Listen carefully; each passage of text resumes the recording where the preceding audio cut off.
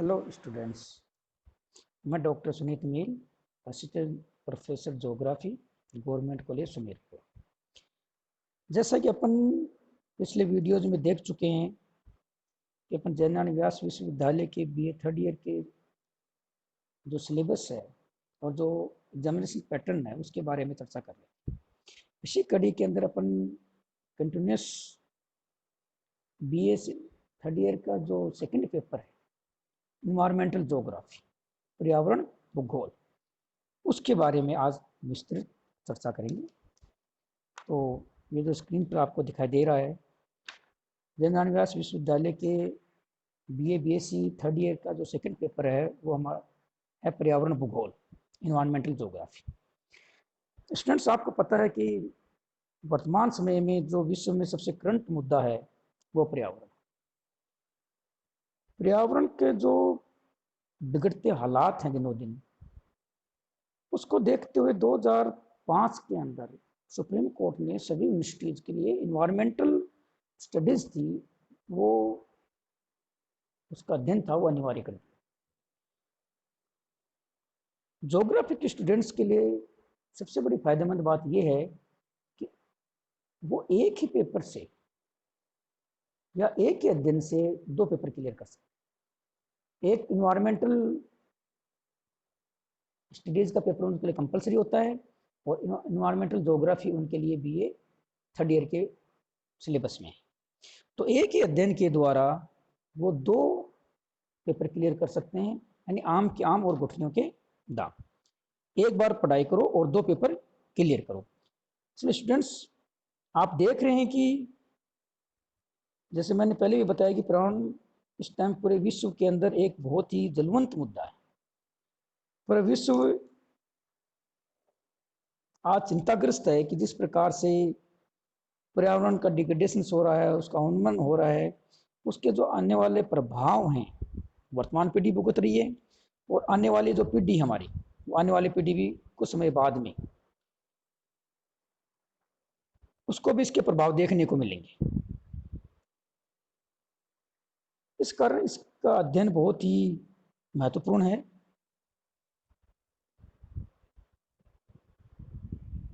तो अब अपन अपने टॉपिक पर चलते हैं। द्वितीय पेपर, सेकंड पेपर पर्यावरण भूगोल, इसमें वही इकोनॉमिक ज्योग्राफी की तरह 5 यूनिट हैं और उन 5 यूनिट में से आपको अपना अध्ययन करना है। जो आपका पेपर का पैटर्न है वो इकोनॉमिक ज्योग्राफी की तरह ही है। तो पहले अपन पर्यावरण भूगोल के जो सिलेबस है उसके बारे में अध्ययन करते हैं। तो इसमें 5 इकाई हैं। पहली जो इकाई है वो है आपकी पर्यावरण भूगोल की परिभाषा एवं विशेष क्षेत्र। इसके अंदर जो सब टॉपिक है, यानी छोटे टॉपिक हैं, अन्य विषयों से इसका संबंध, पर्यावरण के तत्व, मानव पर्यावरण संबंध, पर्यावरण अवबोध एवं गुण। यानी जो आपकी पहली यूनिट है उसमें आपको ये समझाने की कोशिश की गई है कि आखिर पर्यावरण है क्या चीज। जिस पर्यावरण के लिए चारों तरफ अपन चर्चा सुनते हैं, अखबार भरे रहते हैं, टीवी पर डिबेट चलती रहती है, उन्मूलन हो रहा है, टेम्परेचर बढ़ रहा है, ग्लेशियर पिघल रहे हैं, जीवन खत्म हो जाएगा इस धरती के ऊपर आने वाले 50 साल बाद में, इस तरह की हम बहुत सी बातें सुनते हैं। तो ये पर्यावरण आखिर है क्या चीज, उसके बारे में आपको बताया गया कि पर्यावरण की परिभाषा है, उसका विशेष क्षेत्र क्या है। यानी पर्यावरण के अंदर जब हम बात करते हैं तो उसके अंदर हमें किस किस बात का अध्ययन करना है या किस किस तथ्यों का अपन अध्ययन करते हैं, उसके बारे में विस्तृत रूप से इस जो आपकी प्रथम यूनिट है उसके अंदर समझाया गया है। पर्यावरण भूगोल का अन्य विषयों से क्या संबंध है, यानी जो इन्वायरमेंटल ज्योग्राफी है हमारे, उस पर्यावरण भूगोल का अन्य जो विषय हैं, जैसे आपका हिस्ट्री है, आपका पॉलिटिकल साइंस है, आपका फिलोसफी है, आपका जूलॉजी है, बॉटनी है, केमिस्ट्री है, सोशियोलॉजी है, इन अन्य प्रकार की जो आपकी साइंसेज हैं, विभिन्न प्रकार के अन्य सब्जेक्ट्स हैं, उनके साथ में इसका क्या संबंध है। देखिए, आज के अंदर जो हम बार बार ये वर्ड यूज करते हैं कि पूरी दुनिया एक विस्तृत गांव में परिवर्तित हो गई, ग्लोबल विलेज में परिवर्तित हो गई, इसका मतलब क्या है कि दुनिया सिकुड़ करके एक बहुत छोटे से क्षेत्र में केंद्रित हो चुकी है। लोगों के बीच की दूरियां, कम्युनिकेशंस, विभिन्न प्रकार के यातायात, संचार के साधनों के द्वारा सिकुड़ करके इतनी कम रह गई हैं कि लोग आपस में बहुत निकट रूप से संबंधित हो चुके हैं। इस कारण जो एक चीज है, कोई भी एक तत्व कह दें, एक तथ्य बोल दें, अपने कोई एक चीज बोल दें, उसके अंदर यदि कोई सिस्टम में परिवर्तन होता है तो उस सिस्टम में परिवर्तन का प्रभाव जो उसके आसपास के अन्य प्रकार की चीजें हैं उन पर अवश्य पड़ता है। इस कारण वर्तमान समय में कोई भी ऐसा विषय नहीं है जो अपने आप में संपूर्ण हो या अपने आप में विलग हो, उस विषय का किसी अन्य विषय के साथ में कोई संबंध ही ना हो। तो सारे विषय जो हैं वो आपस में कुछ निकटतम संबंधित हैं और कुछ के अंदर कुछ मात्रा में संबंध है, लेकिन सभी विषय एक दूसरे से संबंधित हैं और सभी विषयों की जो पाठ्य सामग्री है या अध्ययन सामग्री है वो एक दूसरे से मिली हुई है। तो इस कारण हम जब पर्यावरण भूगोल का अध्ययन करेंगे तो इसका अन्य विज्ञानों के साथ में क्या संबंध है उसका अध्ययन भी साथ साथ में करेंगे। फिर पर्यावरण में तत्व यानी कौन कौन से एलिमेंट्स है पर्यावरण, जब पर्यावरण का अपना अध्ययन करते हैं तो किन किन तत्वों को हम पर्यावरण के अंदर इंक्लूड करेंगे, जो इन्वायरमेंटल ज्योग्राफी के अंदर इंक्लूड करेंगे उसके बारे में बताया जाएगा। मानव पर्यावरण का क्या संबंध है, मैन इन्वायरमेंटल रिलेशंस, मानव का जो रिलेशन है पर्यावरण के साथ में, पर्यावरण मानव के ऊपर क्या प्रभाव डालता है, मानव पर्यावरण के ऊपर क्या प्रभाव डालता है, इसके ऊपर कौन कौन सी थ्योरीज हैं, सिद्धांत दिए गए हैं, उन सिद्धांतों के अंदर समय के साथ में क्या परिवर्तन होता रहा उसके बारे में बताया गया है। पर्यावरण अवबोध गुणवत्ता, इन्वायरमेंट को आप क्या फील करते हो, आप क्या महसूस करते हो पर्यावरण के बारे में और उसका गुणवत्ता क्या है। हमारे इन्वायरमेंट में या कोई भी सामग्री है, कोई भी जो तथ्य होते हैं उसकी गुणवत्ता होती है। तो पर्यावरण की गुणवत्ता क्या है, क्योंकि जब पहले हम गुणवत्ता पढ़ेंगे उसकी क्वालिटी पढ़ेंगे, जब क्वालिटी के बारे में हमें पता होगा तो जो उसके डिग्रेडेशन के बारे में बात करेंगे। तो मानव पर्यावरण का संबंध क्या है, पर्यावरण अवबोध, पर्यावरण से आप समझते क्या हैं और पर्यावरण की क्वालिटी क्या है, ये आपकी इकाई फर्स्ट में इसका अध्ययन किया जाएगा।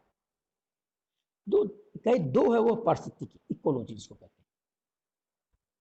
इकोलॉजी का अर्थ क्या है, विषय क्षेत्र क्या है और इकोलॉजी कितने प्रकार की होती है, यानी इकोलॉजी को कितने प्रकार में टाइप या कितने टाइप्स में डिवाइड किया गया है इसके बारे में हम इकाई 2 में पढ़ेंगे। एक्चुअली में आपने तो 10th क्लास में पढ़ाई की होगी साइंस, तो उसमें आपको इकोलॉजी अवश्य आई होगी। उस टाइम में हमने पढ़े होंगे जाल, विभिन्न प्रकार के रासायनिक चक्र, कार्बन चक्र, जलीय चक्र। तो जो अपन ने 10th क्लास के अंदर जो साइंस की पढ़ाई की थी उसके अंदर जो आपका इकोलॉजी वाला, इकोसिस्टम वाला जो चैप्टर था, खाद जाल वाला जो एक चैप्टर था, वो ही चैप्टर इस इन्वायरमेंटल ज्योग्राफी में हमारी इकाई सेकंड में दिया गया है। तो पारिस्थितिक इकोलॉजी, इकोलॉजी कहते किसे हैं, इकोलॉजी का मतलब क्या है, अर्थ क्या है, विभिन्न प्रकार के भूगोलविद या विद्वानों ने इकोलॉजी के लिए क्या कहा है, इकोलॉजी शब्द किसने दिया, इससे क्या अर्थ निकलता है, इकोसिस्टम क्या है, इकोसिस्टम इकोलॉजी में क्या रिलेशन है, इकोसिस्टम को कितने भागों में डिवाइड किया गया है, कितने इसके उपभाग हैं, उत्पादक एलिमेंट्स कौन से हैं, उत्पादकता से क्या तात्पर्य है, खाद जाल किसे कहते हैं, ये सब अध्ययन हम इकाई 2 में करेंगे। इसके अतिरिक्त भूजैव रासायनिक चक्र, जल, कार्बन, नाइट्रोजन, ऑक्सीजन चक्र, इन चक्रों का अध्ययन भी अपन इकाई 2 में करेंगे। देखिए ये चीज एक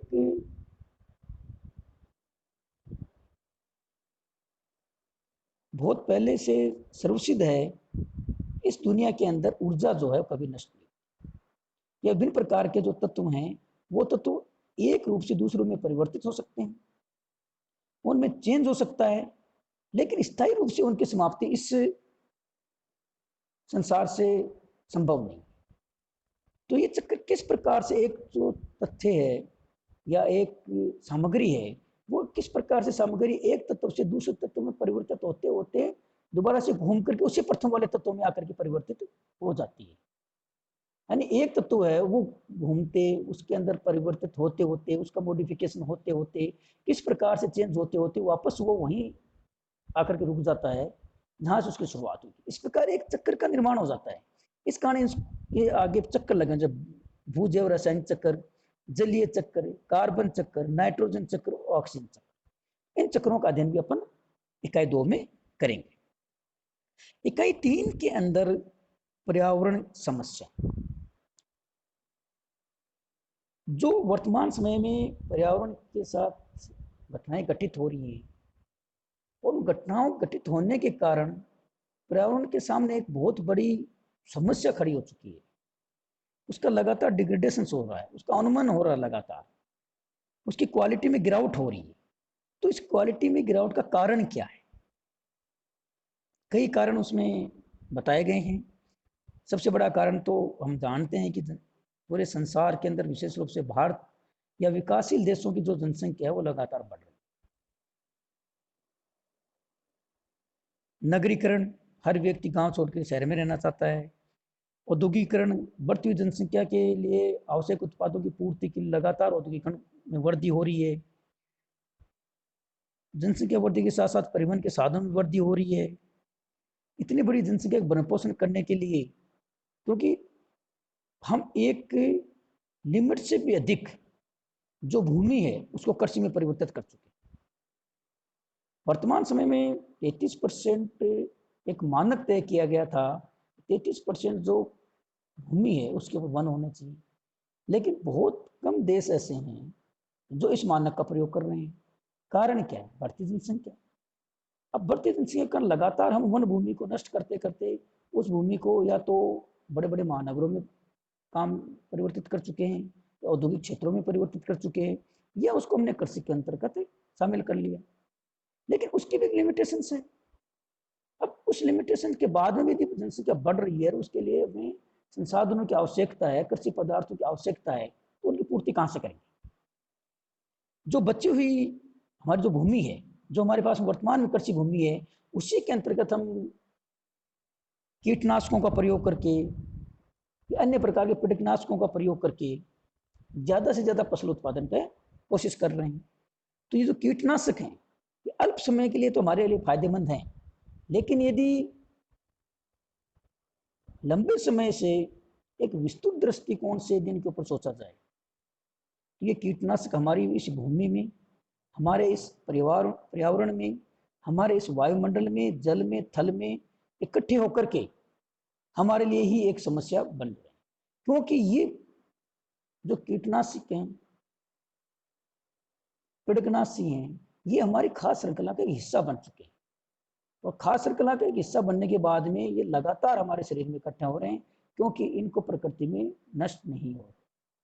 जब ये प्रकृति में नष्ट नहीं हो रही तो इनकी मात्रा लगातार बढ़ रही है, और ये मनुष्य, पशु, पक्षी, जीव जंतु, भूमि, जल, वायु सबको बराबर रूप से प्रभावित कर रहे हैं। या मैं कहूँ तो इन्होंने पूरे इन्वायरमेंट को जहरीला इन्वायरमेंट में बदल दिया।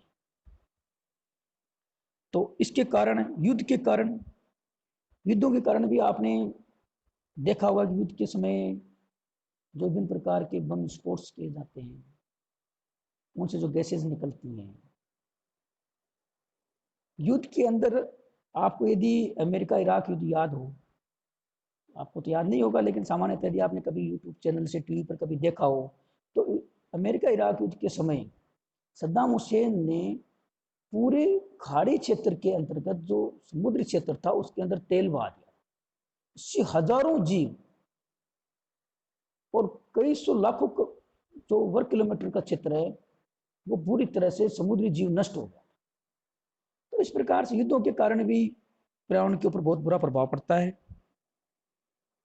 इसके अलावा इसी इकाई के अंदर अपन पर्यावरण प्रदूषणों के बारे में अध्ययन करेंगे। वायु प्रदूषण, जल प्रदूषण, मृदा प्रदूषण और ध्वनि प्रदूषण, और इन प्रदूषणों के नियंत्रण के उपाय।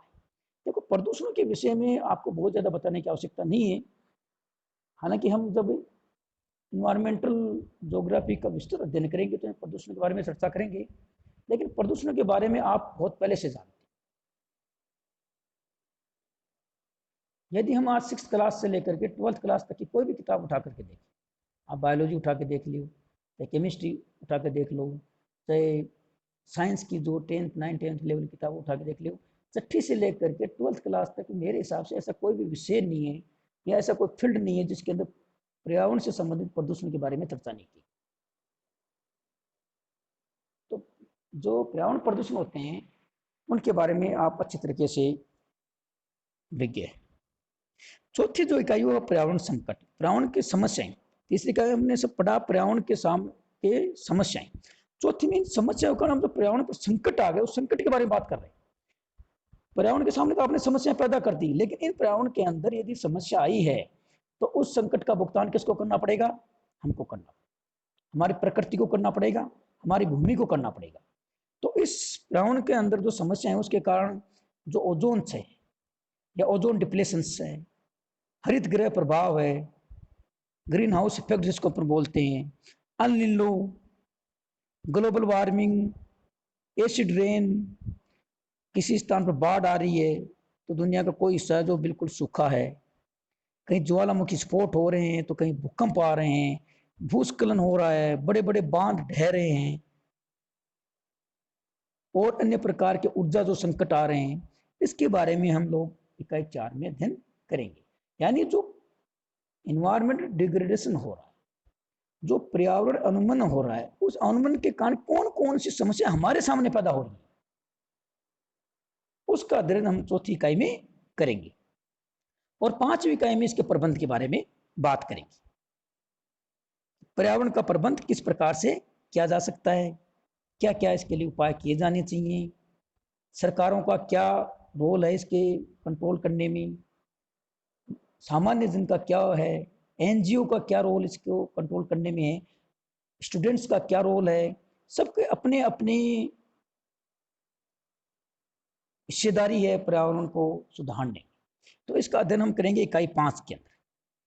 इसके अंदर मानव पारिस्थितिकी तंत्र की सुदृढ़शीलता, यानी किस प्रकार से जो ह्यूमन इकोलॉजिकल सिस्टम है उसको हम सुदृढ़ कर सकते हैं, प्राकृतिक संसाधनों का संरक्षण, किस प्रकार से जो नेचुरल सोर्सेज हैं जो हमें जन्मजात मिले हैं उन रिसोर्सेज का किस प्रकार से अपन संरक्षण कर सकते हैं, किस प्रकार से उनका बचाव कर सकते हैं, किस प्रकार से हम ऐसे उपाय अपना सकते हैं जिसके कारण इन प्राकृतिक संसाधनों का हम उपयोग विस्तृत रूप से लंबे समय तक कर सकें, हम भी इनका उपयोग करें, हमारे आने वाली पीढ़ी भी इनका उपयोग करें। इस प्रकार की एक व्यवस्था बनाना चाहते हैं। तो प्राकृतिक संसाधनों का संरक्षण, मृदा, जल, वन, खनिज और ऊर्जा, ये जो प्राकृतिक संसाधन है, मृदा है, जल है, वन है, विभिन्न प्रकार के जो खनिज पदार्थ हैं, विभिन्न प्रकार के जो ऊर्जा के रिसोर्सेज है, उनका संरक्षण किस प्रकार से किया जाना चाहिए, किस प्रकार से इस प्रकार का मैनेजमेंट किया जाना चाहिए जिससे ये संरक्षित रहे। इसके अलावा पर्यावरण प्रबंध के राष्ट्रीय और अंतर्राष्ट्रीय प्रयास, किस प्रकार से राष्ट्रीय यानी हमारे देश में और किस प्रकार से पूरे संसार ने मिलकर के पर्यावरण के प्रबंधन के लिए क्या क्या प्रयास किए।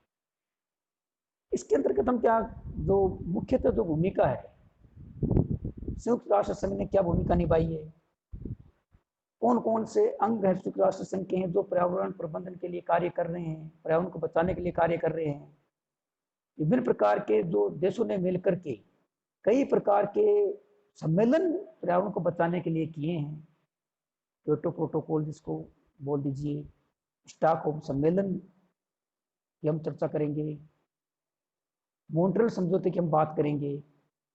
तो इस प्रकार के कई समझौते, प्रयास, सम्मेलन विश्व बिरादरी लगातार कर रही है। COP 19, 22, 24 तक हो चुके हैं। ये सारे के सारे प्रयास किसकी दिशा में हैं? इस पर्यावरण को बचाने के लिए। पर्यावरण की शिक्षा एक सामान्य जन आदमी को, एक स्टूडेंट को ये पता होना चाहिए कि आखिर पर्यावरण क्या चीज है।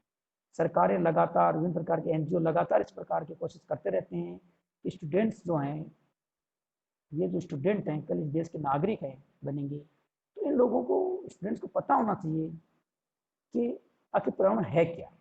तो पर्यावरण की शिक्षा एक अनिवार्य विषय हमारी कॉलेजों में, यूनिवर्सिटीज में बन चुका है और इस बात का सुप्रीम कोर्ट आदेश दे चुका है। तो एक इन्वायरमेंटल स्टडीज का एक अनिवार्य पेपर पूरे भारत देश के अंदर कॉलेज और यूनिवर्सिटीज में लागू किया गया है। समय समय पर आपकी निबंध प्रतियोगिता होती रहती है, पोस्ट प्रतियोगिता होती रहती है, विभिन्न प्रकार की रैलियां एनजीओ गवर्नमेंट आयोजित करती रहती हैं, जिससे पर्यावरण के विषय में लोगों को जानकारी प्राप्त हो, पर्यावरण के सामने कौन सी समस्याएं आ रही हैं, उन समस्या का दुष्प्रभाव इस पृथ्वी पर क्या पड़ने वाला है, इसके बारे में लोगों को इसके बारे में पता होना चाहिए। तो ये आपके 5 मिनट। इस प्रकार जयनारायण व्यास यूनिवर्सिटी के बीए बीएससी थर्ड ईयर का ज्योग्राफी का जो सेकंड पेपर है वो पर्यावरण भूगोल है। उसमें आपकी 5 इकाइयां हैं। 5 इकाइयों को यदि सामान्य रूप से बात करें तो पर्यावरण क्या चीज़ है, उसमें हम किस चीज़ का अध्ययन करते हैं, मानव एनवायरमेंटल का क्या रिलेशन है, इकोलॉजी क्या है, इकोसिस्टम क्या है, पर्यावरण के सामने कौन कौन सी समस्याएं आ रही हैं, संसार के सामने पर्यावरण के कौन कौन से बड़े बड़े संकट मुंह बाए खड़े हैं, और किस प्रकार से इन सब का ट्रीटमेंट बोल सकता हूँ या इन सब का एक इलाज कैसे किया जाए, उसके लिए इसके लिए एक बहुत बड़ी विस्तृत रूप से एक प्रबंधन की आवश्यकता है। तो वो जो प्रबंध है पर्यावरण को बचाने का, उसका अध्ययन हम इकाई 5 में करेंगे।